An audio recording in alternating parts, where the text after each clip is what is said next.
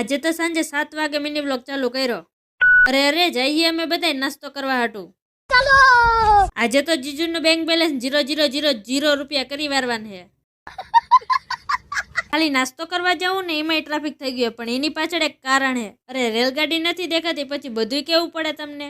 कैसे कैसे लोग रहते हैं यार यहाँ पर। રેલગાડીને ટાટા બાય બાય કરીને પૂગી ગયા ગુરુકુળમાં.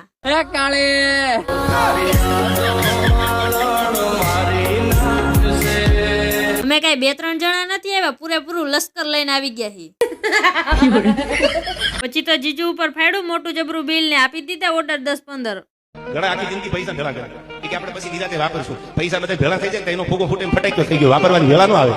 પણ જેને વાપરી લીધા વિધવા ભરવાનું રણચડવાનું નામરદાનું કામ નથી. થોડીક વારમાં ઢોસા ને પીઝા ને પાવભાજી ને સમોસા ને ઘણું બધું આવી ગયું ને હજી ઘણું બધું આવશે. ઘર ભેગું થાને ભાઈ. મેં એક રીલ જોઈ હતી કે જીજુ હાડિયું ને ખવડાવે ને એટલે બહુ જાજુ પુણ્ય મળે, એટલે જ જીજુ પાસે જીત કરીને નાસ્તો કરવા આવી હું.